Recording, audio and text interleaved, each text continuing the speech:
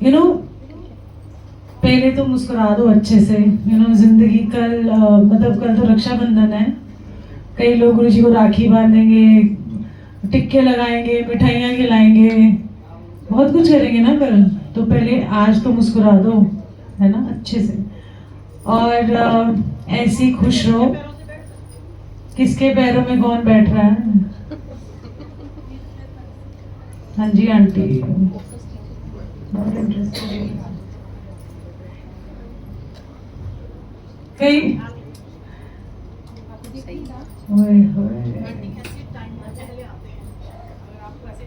आपको टाइम से आना चाहिए पहले, अगर आपको अपनी जगह बनानी है तो। ऐसा नहीं है आंटी कि हम लोग यहाँ पर, एक तो सबसे पहला तो कॉमन सेंस देखो। I want quite in the kitchen also.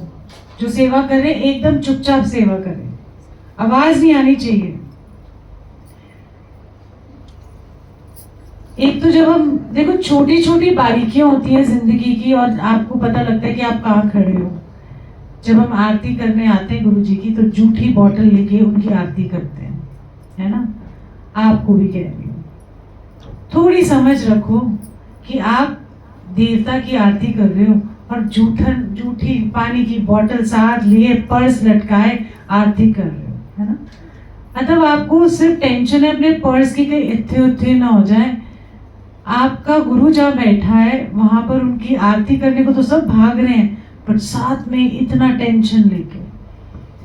आरती तब होती है जब आप, आरती का मतलब क्या होता है?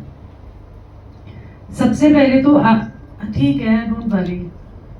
आरती का मतलब होता है कि जो भी हमारी एक तो गुणगान होता है आरती में, उनके रूप का गुणगान होता है, उनके गुणों का गुणगान होता है लास्ट में।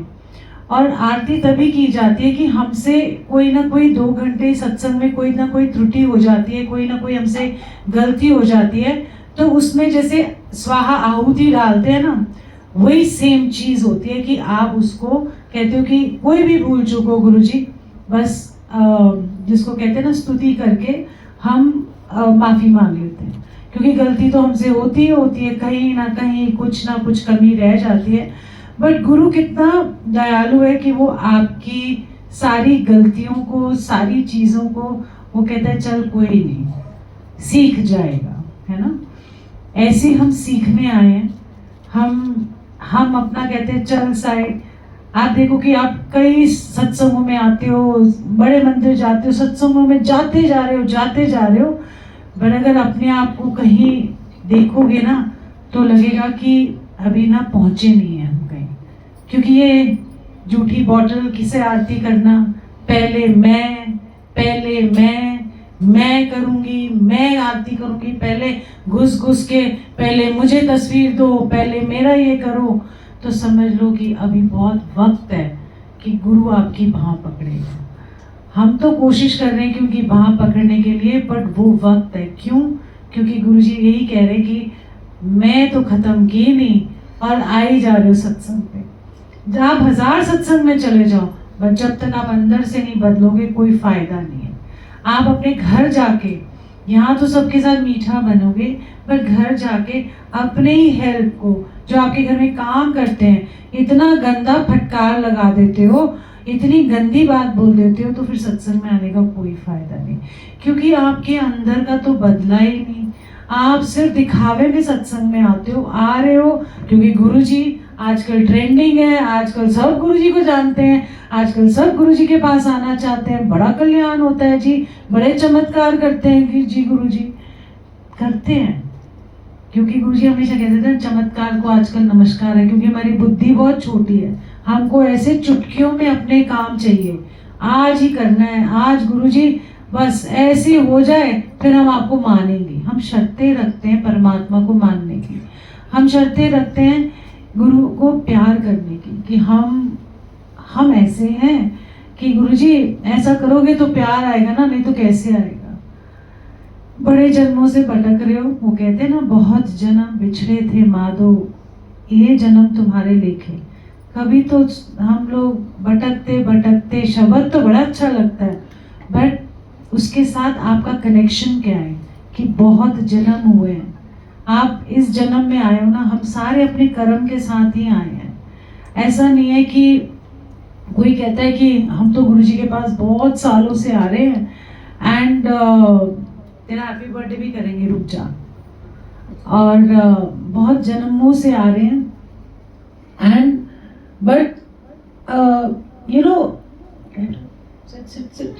We will wish you a happy birthday, but you have to be quiet first. No. So, इतने जन्मों से आते आते हमें पता ही है। मेरी गोदी में आ जा भाई। Then, so इसको पकड़ लो, चिराग। एंड बहुत जन्मों से आते आते हम लोग इस जन्म में पहुंचे हैं और हम चाहते हैं कि इस जन्म में हम ये जन्म सफल करके जाएं। मैं बार बार ना कई बार एक चीज रिपीट भी कर देती हूँ, क्योंकि क्या होता है ना कि जब आप कील लगाते हो ना दीवार पे, तो एक हथौड़ा मारने से कई बार ना कील नहीं लगता, वो मतलब अच्छे से ठोस तरीके से नहीं लगता। तो बार बार हथौड़ा मारने से कहीं ना कहीं हमारे घर में वो कोई बात कर जाती है और वो जाके फिर आपके लिए एक नया जीवन दान है। गुरु का मिलना जीवन दान है हमारे लिए। गुरु का मिलना जिसको कहते हैं ना कि एक हम सफर मिलने के बराबर है। हमारे सारे हैं ना, हस्बैंड वाइफ हैं, बच्चे हैं, बहनें भाई जो भी हैं, पर असली हम सफर, असली सब कुछ गुरु ही है। गुरु जी कहते हैं कि सब चले जाएंगे पर आखिरी टाइम पे सिर्फ मैं ही हूँगा जो तुझे लेने आऊँगा। बड़ी अच्छा उदाहरण कई बार गुरुजी ना एग्जाम्पल्स दे देते थे कि आई थिंक बहुत सारे ऐसे सत्संग भी हैं।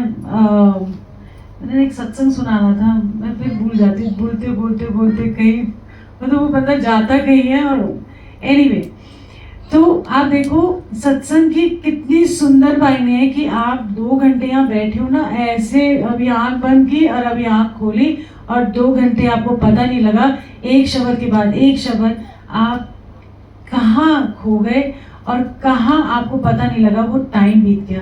आप 2 घंटे अपने घर में शब्द लगा के बैठोगे, कृपा नहीं है उसमें, क्योंकि 2 घंटे जब आप बैठते हो सत्संग में आके गुरु मेहर करते हैं कि ये मेरी संगत है और गुरुजी डेफिनेटली आते हैं और बैठते हैं। अगर मानोगे कि गुरुजी इस आसन पे विराजमान है तो डिसिप्लिन अपने आप आएगा, मुंह बंद अपने आप हो जाएगा, आंखें बंद अपने आप हो जाएंगी। आप अंदर, वो कहते हैं ना, अंतर मन में चले जाओगे। और कौन करता है? गुरुजी ही करते हैं अंतर मन में।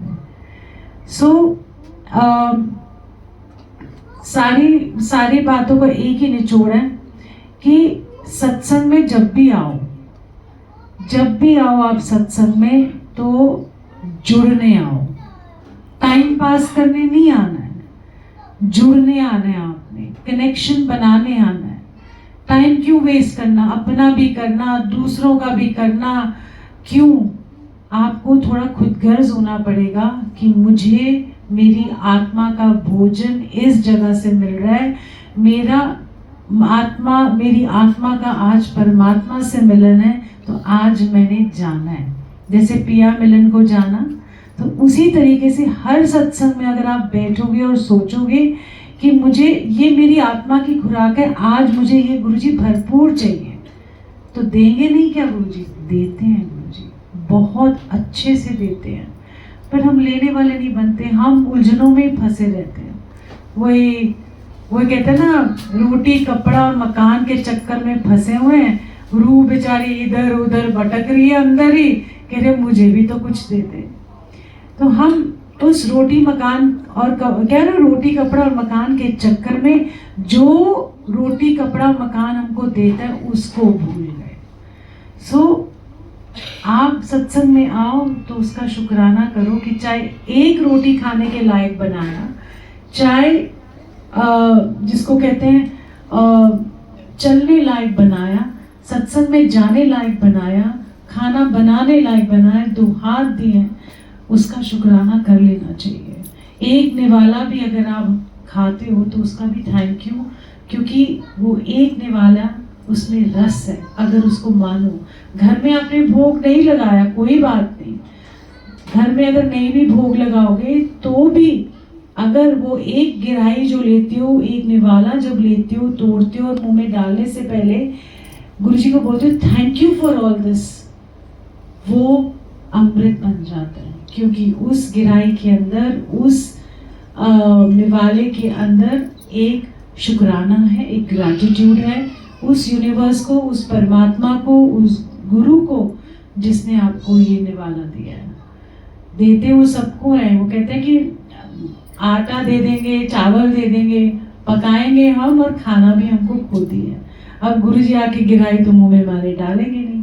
तो इसी को कर्म कहते हैं कि दे तो वो रहे हैं, बट हम वो आटे का इस्तेमाल कहाँ कर रहे हैं। आटे का इस्तेमाल रोटी बनाओगे, गूंदोगे, एफर्ट करोगे तो ही आगे कुछ बनेगा।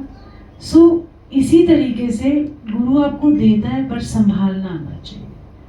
गुरु ने आपको बहुत बेशुमार चीज़ें दी हैं जो शायद आपको पता भी नहीं है। जाने अनजाने में वो आपको ऐसी चीज़ें कर जाते हैं और आपको खुद को पता है कि जो इम्पॉसिबल था अंदर से वो कैसे पॉसिबल हुआ। आज जो आप यहाँ बैठे हो, गुरुजी सारी सबको घरों से बाहर निकाल के 2 घंटे यहाँ बैठाए रखते हैं। कई बार आप जाते हो ना कहीं, आपको पता ही नहीं होता आप किसके घर जा रहे हो। आप सत्संग में जा रहे हो, गुरुजी के पास जा रहे हो, गुरुजी को मिलने जा रहे हो, अपना कनेक्शन बनाने जा रहे हो, आपको नहीं पता आप किसके घर जा रहे हो। तो वो घर भी वैकुंठ है जहाँ पर सत्संग होता है। क्यों वैकुंठ है? क्योंकि पूरा एक समा बनता है 2 घंटे का। 2 घंटे का इतना सुंदर समा बनता है कि आप सोचते हो बस यही दुनिया है, यही स्वर्ग है। आपको स्वर्ग ऊपर, मुझे हमेशा गुरुजी कहते थे उतने कोई स्वर्ग नर्क नहीं है। मैंने कहा हाँ जी गुरुजी। कहते जो भी है तेरा स्वर्ग भी यही है और तेरा नर्क भी यही है। अब ये तेरे पे डिपेंड करता है कि तू स्वर्ग बनाएगी या नर्क बनाएगी। तो जहाँ ये देखो कितना सुंदर स्वर्ग है, ऊपर का कौन जाने, है ना। वहाँ तो फिर हमारी रूहें ऐसे, हमारी अदृश्य बॉडी होगी।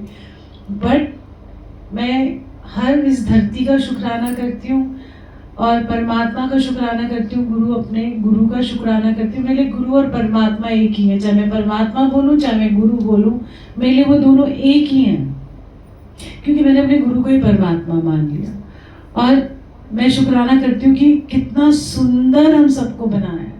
सबकी अच्छी आंखें दी हैं, सुंदर सुंदर नयन नक्श दिए हैं, इतना हमको चलने फिरने, एक एक हमारा बॉडी का पार्ट है। कभी आपने सोचा इस बारे में? सब नहीं, कोई नहीं सोचता। साड़ी फैक्ट्री दे दो, साडा काम चला दो, साडा बच्चा नहीं हो रहा, साडा ब्याह नहीं हो रहा, साडा नहीं हो रहा, हम उसमें उलझे हुए हैं। पर परमात्मा ने हमको इतना परफेक्ट बनाया है, कितनी ब्यूटीफुल इंजीनियरिंग की है गुरु ने हमारे ऊपर, कि हम उसका शुक्राना करना भूल जाते हैं। एक एक पार्ट बहुत इम्पोर्टेंट है। आपका पेट भी, स्टमक इम्पोर्टेंट है, आपका इंटेस्टाइन इम्पोर्टेंट है, आपका एक छोटा सा स्प्लीन, पैनक्रियास। कभी आप सोचो इसके अंदर कोई बीमारी आ जाती है तो आपका पूरा सिस्टम हिल जाता है। कभी सोचे इस बारे में? नहीं सोचते। हम वही कहते हैं अच्छा आज हमारी ये नहीं हो रहा, हमारा वो नहीं हो रहा। थोड़ा सा उस दायरे से कुछ सोच आगे निकलो। आप इस जन्म में आए हो, अगर आपको गुरु मिले हैं, इस रूपरेखा में मिले हैं गुरुजी, तो पूरा वो कहते हैं ना, बटोर लो। वो कहते हैं ना, लूट लो इनको। यही पल है। आज कल शायद आप सत्संग में ना आ पाओ, परसों शायद सत्संग में ना आ पाओ, क्योंकि जो आज है, जो गुरुजी आपको आज ब्लेसिंग दे रहे हैं, वो आज ही दे रहे हैं। कल आप नहीं आ पाओ तो क्या कर लोगे? कुछ नहीं कर सकते आप। सो इसीलिए इनको फॉर ग्रांटेड भी नहीं लेना चाहिए। आप पीछे से लंगर स्टार्ट करवा दो, क्योंकि बहुत सारे भी है ना ऐसे। हाँ, केक भी काटना है, पहले काट देते हैं। कोई बात नहीं, पीछे तो लंगर दे दो, साथ साथ में केक कटेगा। कौन सा सारे उमड़ के इधर ही आ जाएंगे? हाँ, थोड़े से होंगे ना लंबे। थोड़ा सा कई बार ना वो चाबुक भी चलाना पड़ता है, मतलब चल गन्नो वाला सीन हो जाता है कि जब आपने उनको अपना सारथी बनाया है गुरुजी को, तो फिर टेंशन नहीं ले रही। जब वो सारथी हैं तो चला तो वही रहे हैं ना, हम तो बैक सीट पे बैठे हैं, कभी बोलेंगे उधर जा, उधर जाते हैं, कभी उन्होंने गाड़ी रोक दी तो हम भी गाड़ी में बैठे रहते हैं। कई बार हमारे लिए पानी आ जाता है, कई बार हमारे लिए पैम्परिंग हो जाती है, कई बार गुरुजी गाड़ी रोक के बोलते जा अपने आप ढूंढो पानी और लेके आओ। सो जब उन्होंने वो हमारे सारथी गाड़ी वो चला रहे हैं, तो मुझे लगता है कि उन पे छोड़ दो। आपके सोचने मेरे सोचने से कुछ नहीं होने वाला। अपना अच्छा कर्म करो, अपना जिसको कहते हैं ना, अपना रास्ता सीधा सीधा चलते रहो, बाकी रिजल्ट उनके हाथ में है। वैसे कितने गीता के श्लोक भी पढ़ते हैं, कर्म करो फल की इच्छा ना रखो, पर परमात्मा के आगे पहले फल की इच्छा हो जाती है, फिर उसके हिसाब से कर्म हो जाता है। सो लेट्स, मतलब ये मौका मिला, I think let's change it. आज के दिन सोच के जाओ कि हर सत्संग में जाना है, जुड़ने जाना है, अपने आप को बदलने जाना है अंदर से, किसी को दिखाना नहीं है। अंदर से जब बदलोगे तो जो सुंदरता है वो बाहर भी उभर के आएगी। आपका विचार अच्छा होगा तो चाहे कितना भी कोई गुस्सा कर ले, मतलब घर में कुछ ना कोई नुक्ताचीनी तो चलती रहती है, पर आपका रिएक्शन क्या, आपने रिएक्शन नहीं करना, कोई फायदा ही नहीं है। हाँ बैर मुझे मार वाली बात होती है। सो इसीलिए बहुत प्यार से सत्संग में आना है, जुड़ने आना है, अपने आप को संवारना है। सिर्फ कपड़ों से नहीं संवारना, हमें अपना अंदर से भी संवारना है। अंदर से संवरने हैं और गुरुजी को बोलो उनको अंदर से संवार दो, बाकी सब चीजें तो ठीक है। तो आज वेदांत और वेदांत की नानी का भी हैप्पी बर्थडे है। एंड वेयर इज वेदांत नानी, आपका भी हैप्पी बर्थडे। आ जाओ मेरा बच्चा। नानी नानी को बुला रहा है, पीछे आपके। अरे नानी इधर ही है, मैं देखे ही नहीं दोनों।